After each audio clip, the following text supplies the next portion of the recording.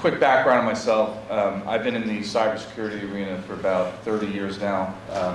I was a pre-law enforcement student at John Jay College Criminal Justice, right around the corner from here. And I decided to not take a path in law enforcement. My father spent about 25 years in law enforcement. He was a former Marine. Instead, I started to focus on the intersection between criminal behavior and the use of computer systems. And so that led my career down an interesting path called cybersecurity. Spent some time in financial services, mostly oriented towards banking. 5 years at Citigroup. I was the Global Chief Information Security Officer at GE Capital. We were a $500 billion bank operating over 60 countries and led the charge on building and advancing their program. I always argue or joke that's where I lost all of my hair. And a couple of years in management consulting between Ernst & Young and Marsh McLennan Company. And I had a unique opportunity to go serve within the Securities and Exchange Commission as senior advisor on cybersecurity policy. So I was named under both Mary Jo White and Jay Clayton, so I transcended both the Obama and Trump administration, which was an anomaly, but I did my government service, and now back in the private sector, working with largely boards of directors and CEOs. So I'm the National Association of Corporate Directors, cyber risk advisor, and what we do within our 23,000, I think we're brushing up, Mary, close to 24,000 members. We offer a range of awareness. We provide certifications. We do all types of in-boardroom training. And more recently, we launched a capability that brings to the board member, and these folks are very sophisticated, former CEOs, CFOs, accountants, general counsels. We bring forward the so what factor in terms of cyber. So we bring forward, how does the cyber event impact your company from a business, operational, financial, legal, regulatory perspective? And we combine that with risk-reducing measures so that the entirety of the board understands where to deploy capital. And some of what we use and leverage is based on how the insurance markets price and calculate cyber exposure. So we use examples such as the event that occurred in Suffolk County. What's the duration of the attack? How do these attacks manifest? What are those downstream impacts? And then where do you deploy defenses and capital so that you're allocating those resources properly? So that's me in a nutshell, but I look forward to the conversation here, and I don't see Julia, but thank you, Julia, for the opportunity. There she is. This is my turn. Thank you, Chris, Anthony, pleasure. I just learned that Anthony and I were taking the same train coming from Long Island to New York City. We missed each other. I'm a fourth generation family office. We've actually just celebrated 120 years. Our main parameters or investment criteria based on thematic research has been automotive, pharmaceuticals, as well as telecommunications. Most recently, real estate, and of course, alternative investments, anything that is related to AI, crypto, blockchain, Web3, robotics, and cybersecurity. I wrote a book with a fellow, Matthew George, who's the CEO of VG Trust. I work with McAfee. This is the one book that we have here, which is the Cyber Elephant in the Boardroom. It's a very big title.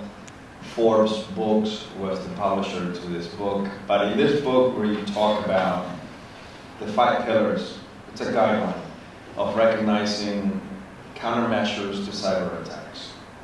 This was born from the idea of investing, so I'm going to talk to you guys about what is the criteria that we take into place before making an investment in any type of cybersecurity system that is impacting industries all over the world.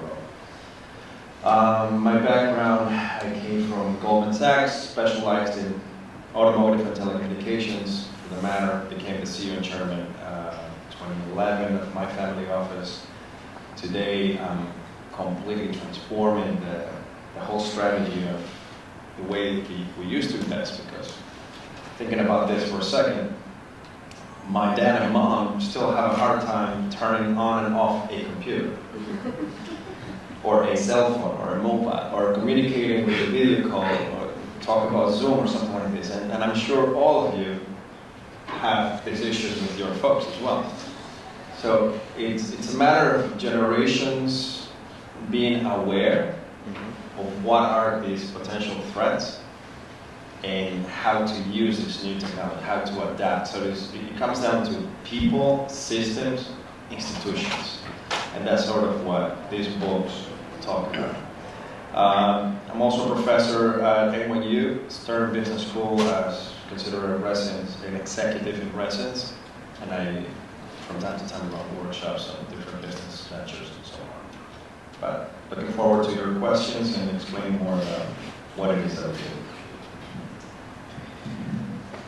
So most of you know me now, but I want to once again really thank Julia for having me here, and it's just an honor to be sitting alongside the two of you, and Marco and Christopher. So thank you. Currently, I'm in the village of Southampton, and it's really one of the interesting things about moving from New York City, home to 9 million people, to Suffolk County, 1.5 million people, to Southampton Village, 4,970 people, and I think I know most of them. And it is home to 6.9 miles and 44 billionaires within that 6.9 miles.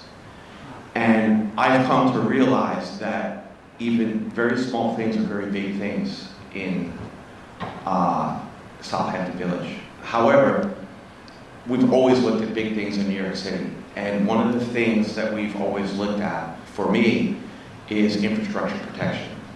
And really seeing all the events throughout the world and all the cyber attacks, how they are devastating to whether it be somebody in the financial sector or me in the public sector, where looking at the New York City subway system, if they were to launch a cyber attack on the New York City subway system, there are approximately between 1.5 and 2.5 million people traversing on that system as we speak. And if that system were to immediately stop, think about how many trains would be in tunnels, air conditioning would stop, and people would start to self-evacuate, possibly with that third rail. And think about the chaos that would ensue from somebody infiltrating our system in New York, whether it be the transit system, whether it be any other system, because there are multiple systems that function to move people, as I said, 9 million New Yorkers each day. That awareness and working with our friends in the private sector is so important, because here in the public sector, we're just learning and just starting to develop processes to have, like I said, in Suffolk County, we didn't even have a chief information security officer. Where I work now, we outsource to an IT company, and our IT guy is also the guy that puts the ink cartridges, making sure that the photocopier has paper in it. And he's not equipped to handle securing our network. But yet, and I'll end with this, 44 billionaires in this 6.9 mile radius, they care. And it's our job in government to make sure that our networks are secure to, prevent sensitive data from leaking out into, harmful hands. Yeah, no, you make an important point here. What we realize across the cybersecurity ecosystem is it's very much what I call an echo chamber. They tend to speak very technical. They tend to create a lot of confusion and noise around what we call fear, uncertainty, and doubt. And I'm sure my friend Mike Wilkes has heard this several times from me. But it's really about arming the executive team. So I'll put my private sector hat on. I'm advising a multi-billion-dollar Fortune 500 company. It's really about understanding how these cyber attacks can cripple a company. What types of loss scenarios are we talking about applicable to that specific industry? So if you're a big pharma company and you're creating the latest and greatest cancer treatment drug, you're probably concerned with that intellectual property, the R&D efforts, the tens of millions, if not hundreds of millions of dollars that you're spending for those particular investments. And so back into those types of scenarios, when we work with CEOs and boards, we bring business, operational, financial context to that scenario. And then the question is, okay, so if we have a cyber event, we lose, let's call it, $50 million worth of intellectual property, it can deplete our value in terms of go-to-market. Now suddenly competitors have access to our data. What does that mean from a capital investment standpoint? So historically, whether you have a chief information security officer or a director of IT security, we're seeing a lot of fatigue in the boardroom and the CFO saying, hey, we've already invested tens of millions of dollars into this thing. Why are we still seeing these attacks occur? And so, the shift now is particularly with the new SEC disclosure rules for publicly traded companies that, good, better, and different, I was largely responsible for. It's really elevating the cybersecurity ownership up to the CEO, CFO, enterprise risk management organization, board of directors, whether it be an audit committee, risk committee, a dedicated committee, to bring that business context and apply capital investments and deploy it smartly. If we give the CISO, we'll call it, maybe this individual is a 35, 40-year-old rookie, we give them a $10 million, expenditure and capital. The question is, are they deploying that capital properly? And the question, the answer is no, because we can't expect an IT function or CIO to be fiscally responsible. We need to arm the CFO, the audit committee, the chief risk officer of these organizations with the data and insights in terms of where to deploy that capital to ensure that you're buying down that risk. A good question would be, hey, do we have insurance? So how much can we transfer using an optimized insurance policy? I've worked with numbers of companies that say, yes, they have insurance, but guess what? It wasn't designed to address the impact to their organization. We had a manufacturer that had a 48-hour ransomware attack, weren't able to produce product. They looked at their insurance policy, it was designed to protect their personal data. And so I questioned who designed that insurance policy. They said, well, we just kind of took a guess at it. So it's really bringing more context, more discipline into how we govern and manage cybersecurity risk. This can no longer be left to the CISO, the CIO. This needs to be elevated to the board of directors, the CEO, the general counsel, and really drive that fiscal business reducing discipline to address the schism that exists between the cybersecurity functions and technology functions all the way upstream to how these businesses operate. All right, just to kind of shake things up a little bit, how many of you know what percentage of companies from the S&P 500 will be dropped within the next 10 years? What percentage? 100. So all of them? None. Close enough. The number, and this is according to research with Merrill, Bank of America, Morgan Stanley, as well as BlackRock, 75% of the companies today listed in the S&P 500 are expected to be dropped because of technological adaptness problems. How many of you currently look at business plans or do business plans incorporating cybersecurity as part of the budget or capital raise? 3. Interesting enough, if you look at any type of reports, your 10Ks or 10Qs filed with the SEC, none of them include a real report on cybersecurity. And that's a sign of a problem.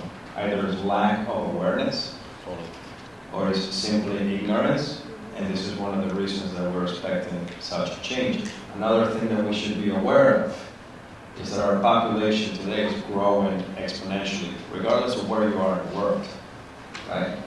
We are near 9 billion people in the world. We had added 1 billion people in the last 10 years. The last time that we added 1 billion people to this population, it took 100 years. So the sign is clear that our numbers are exponential. So what are all these people doing? Because they're connecting with not just one device, and you probably are an example of this. You're probably connected with 5 on average devices at your home, including your TVs, your tablets, your computers, your laptops, your cell phones, if not more. If you have Alexa, so if you have any type of Siri or your cars and so on. So you are connected and plugged into this world, which is unbelievably connected through technology, but you have no idea until it happens that you're vulnerable. Are you saying the machines are taking over, Martin? We are allowing it, and this is part of how fast technology is growing around us. Compare yourself to your children or grandchildren that today are connected in different devices and multiple networks. What information is being shared? One of the things that I mentioned in this book was a guy that I met 20 years ago, whose technology is currently used with the CIA and the FBI to predetermine who is most likely to cause a crime in the US. It sounds scary, and I get it, but this is where we're at. And AI today, even though it's helping you every time you're writing your Gmail accounts and you don't want to give a response to somebody, it's automatically there for you to just click on and just send it out. Yes, it's good, I read it, whatever it is. Those are the problems. Those are the problems that we're facing. I shared with you a video, I don't know if it will be okay to share that with everyone, just on a statistic that we have done with the different banks, just to give you what we call perspective. It's inherently insecure, and so we'll continue to see cyber attacks targeting crypto platforms. I would ask or add that it depends on the platform and who is behind building these platforms.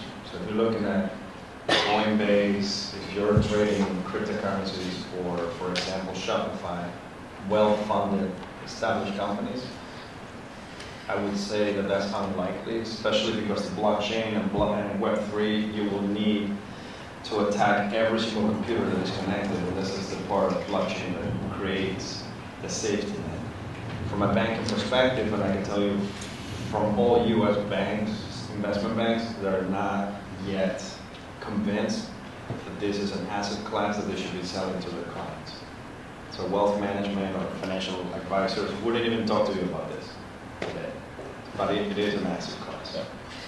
Jamie Dimon has an It's very opinion. interesting about the S&P company, 75% being decimated by the artificial intelligence and generative AI, all of them that come with it. What is the timeline for that?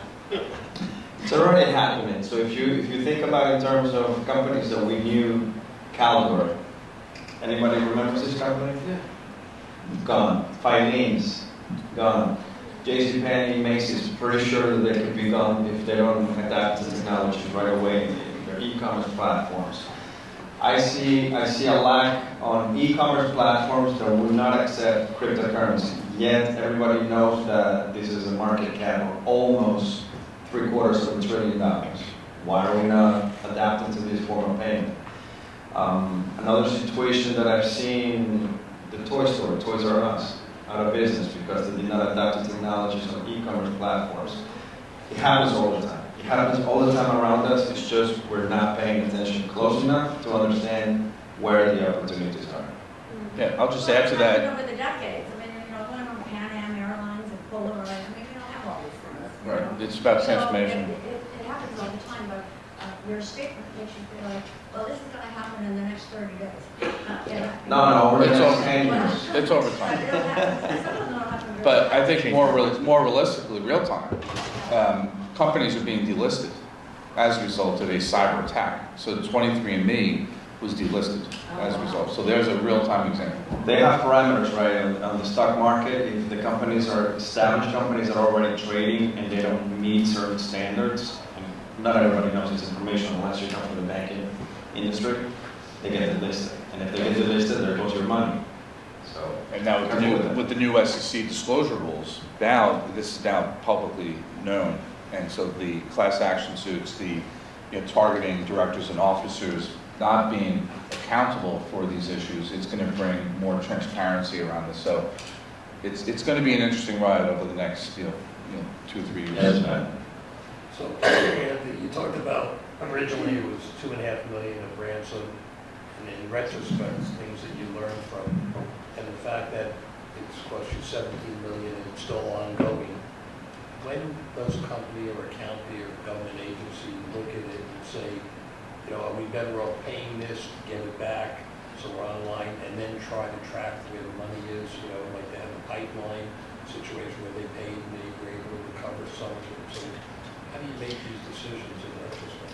Unfortunately, at least on the government side, there's very little trust with state actors that are looking to do harm to our networks, that we're going to make that payment and they're actually going to abide by the rules of engagement. So we've seen through just throughout history, whether it be an attack in the public sector or private sector, when that ransom is paid, more times than not, that information is still released on the dark web. So from a government enterprise, it's not a good best practice to make that payment. Good question, over this gentleman. From the first great panel, thanks for doing this. From an investment perspective in regards to cybersecurity, sort of the short to near term, what type of sub-verticals under that cybersecurity umbrella do you think will be good to target? I've got a good answer for you. So we have access to Gartner. You guys have heard of Gartner? Yeah. So there's this net new category called continuous control monitoring, as well as continuous automation around risk management and governance. So think of it as your underlying ecosystem, whether it's cloud-based, on-premises, continuous monitoring around any deviations behind the configurations of those systems. So let's say suddenly you have multi-factor authentication deployed across 80% of your network. As you do your monitoring, suddenly it drops down to 20%. What the hell happened? So there's this concept of continuous control monitoring. There's also going to be another layer called, we'll call it continuous and ongoing risk management and governance. So how do we bring more financial, business, operational context to this so that we have a broader set of stakeholders that can govern and oversee this? And Gartner projects this is going to be a $100 billion total addressable market. So take a look at this. You guys can follow me on LinkedIn. There's a company called X-Analytics that kind of fits into that category. So I work with multi-billion-dollar funds that are looking to kind of, where's the hockey puck going in terms of this? So this is where it's going in terms of disintermediating the human and bringing more automation to leverage the oversight of those systems and then recover quickly. I say read my book. Read the book. And read the book. There's always a book.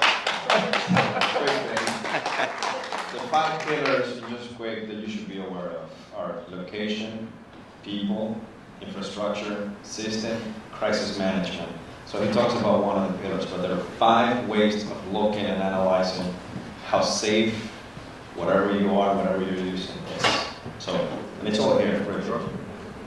But yeah, that's $100 million TAM. That's a big number. Yes. Yes. I'm curious about the decision that you mentioned to not trust the backups. Was that because of the 9-month dwell time? Because a lot of people believe their backups is their saving grace. And so I was curious to hear your decision-making, how they decided that they couldn't trust The that. decision-making was made above us. It was probably made, it was made by Palo Alto to not utilize the backups that we had in place for that fear. And I think the timeline was a huge component of that decision, that being inside our system for 9 months, we weren't sure what was compromised and what wasn't at that point. So the determination was made was to just burn the whole system and build it anew. Good question. Yeah. And look, bifurcating your networks is really critical. And I'll end with this: testing,